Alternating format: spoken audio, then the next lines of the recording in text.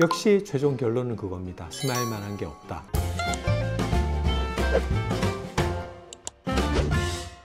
안녕하세요, 원장님. 예, 안녕하세요. 원장님, 오늘은 스마일 라식에 대해 이야기해보려고 하는데요. 네. 렌티큘 디자인이라는 말이 있더라고요. 그러니까 이거는 이제 그림을 그리듯이 예. 집도한 의사가 렌티큘에 직접 그려 넣어서 만든다, 이런 얘기인가요? 제가 그리는 건 아니고 자동으로 생성되는 거죠. 우리가 입력하는 거는 근시의 양과 난시의 양, 난시의 방향, 그리고 광학부의 크기라고 하는데, 안경으로 치면 안경을 작은 알을 할 거냐 아니면 좀 큰 알을 할 거냐, 그런 파라미터들을 입력을 하면 거기에 맞춰서 자동 생성되는 거라고 보시면 돼요.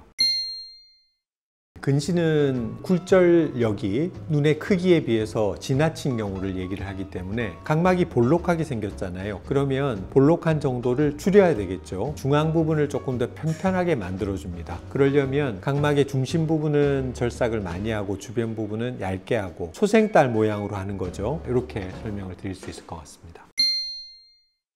근시와 난시의 양이 동일하면 모양은 똑같습니다. 비주맥스는 이게 이제 특허가 걸려 있는 거기도 한데, 미니멀 티크니스라는 게 주변에 있죠. 그래서 주변에 그만큼은 기본으로 디폴트로 가지고 가는 상태에서 거기서 좀 더 두꺼워지는 그런 형태라면, 다른 장비들은 그게 특허로 묶여 있기 때문에 그렇게 디자인을 할 수가 없게 되어 있어요. 그래서 주변을 완전히 테이퍼링 하는 형태로 만들어서 사실 박리할 때 조금 이제 문제가 될 소지가 좀 있죠. 그걸 가지고 빗번짐이 더 생기고 그럴 수 있다고 예전에 타사에서 비주맥스의 디자인을 비난하는 내용들이 조금 돈 적이 있는데, 사실은 그게 오히려 더 안전한 방식이다라고 얘기 드린 적이 있었던 것 같아요. 아닙니다. 그런 건 아니고, 정확한 위치의 레이저를 얼마나 빠른 속도로 정확하게 쏠 수 있느냐의 장단점을 보면 스마일 프로가 조금 더 우월해진 건 사실이거든요. 그래서 계획한 대로 정확하게 수행을 하느냐 아니냐의 문제이지 그 모양이 달라지진 않아요. 스마일 프로가 더 정교한 레이저 칼을 이용해서 더 정확한 계획된 모양을 만들어낸다라고 보시는 게 맞을 것 같습니다.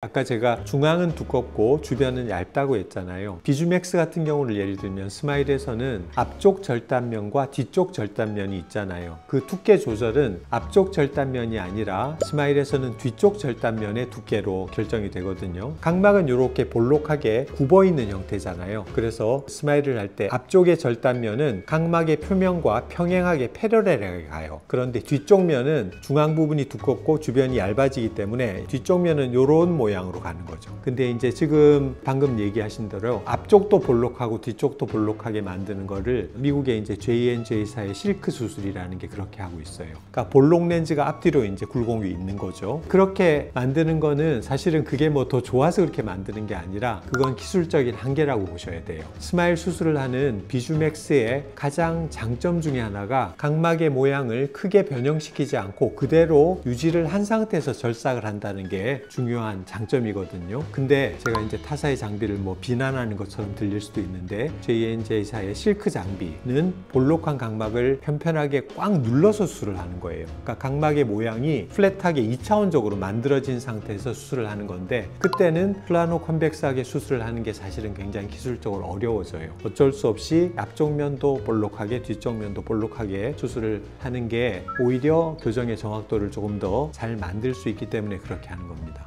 사실은 그렇게 해도 이론적으로라면 각막의 모양이 자연스러운 상태에서 수술하는 것과 각막을 완전히 꾹 눌러서 수술하는 거는 교정의 정확도는 차이가 날 수밖에 없어요. 근데 그걸 어쨌든 조금 더 극복하기 위한 형태로 바이컨벡스하게 수술을 하는 거다라고 이해를 하시면 될 것 같고, 그리고 수술하는데 걸리는 시간이 스마일 프로보다 거의 한 2배, 3배가 걸리기 때문에 그 높은 압력을 더 오랜 시간 동안 붙잡고 수술을 하기 때문에 눈이 느끼는 부담은 훨씬 크거든요. 실크가 적용하고 있는 방식은 굉장히 오래된 방식이에요. 그래서 여러 가지로 볼 때 좀 더 생리적이고 정확도가 좀 더 높은 방식이 저희 스마일을 하는 비주맥스 장비의 방식이다라고 이해를 하시면 될 것 같습니다.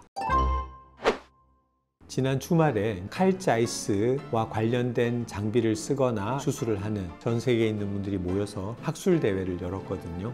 거기에서 한 세션에 제가 스마일과 관련된 좌장 역할을 맡았었는데, 거기에서 지금 나온 얘기들이 많이 논의가 됐었어요. 그러니까 거기에 오신 스마일 유저들 중에는 엘리타를 써보신 분도 있고 아토즈를 써보신 분도 있고 클리어 수술이라고 하나요? 그런 다른 장비를 이용한 비슷한 컨셉의 펜토세칸 레이저를 이용한 수술을 해오신 분들이 있는데, 거기에서 의견이 의견 교류를 할 때 역시 최종 결론은 그겁니다. 스마일만한 게 없다. 해봤더니 차이가 많이 난다. 비교들을 많이 했어요. 비교들을 했는데 임상적인 성적도 그렇고 사용하는 사람들의 숫자도 그렇고 지금까지의 경험과 학술 논문의 숫자도 그렇고 수술할 때 걸리는 시간도 그렇고 이게 기술 인력의 차이가 아직은 많이 나요. 많이 나는데 이제 계속 그 장비 회사들은 우리가 뒤에 나왔고 더 새로 나온 후발주자이기 때문에 우리는 더 좋다라고 자꾸 주장하는데 그거는 어폐가 있죠. 그건 옳지 않은 얘기고 깊게 들어가서 전문가가 바라볼 때는 아직은 기능의 차이가 아직 엄청나다.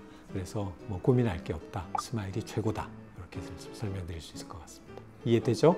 원장님 네. 렌티큘이라는 저는 렌티큘을 계속 제거하면서 환자들을 고쳐드리잖아요. 없애야 될 그런 조직이지만 그래도 그게 없어짐으로 인해서 환자한테는 즐거움을 주기 때문에 또 귀엽기도 하고 사랑스럽기도 한데 그래도 어쨌든 제가 매일매일 수십 개씩 제거하는 가깝고도 먼 사이 이렇게 정의하겠습니다. 감사합니다.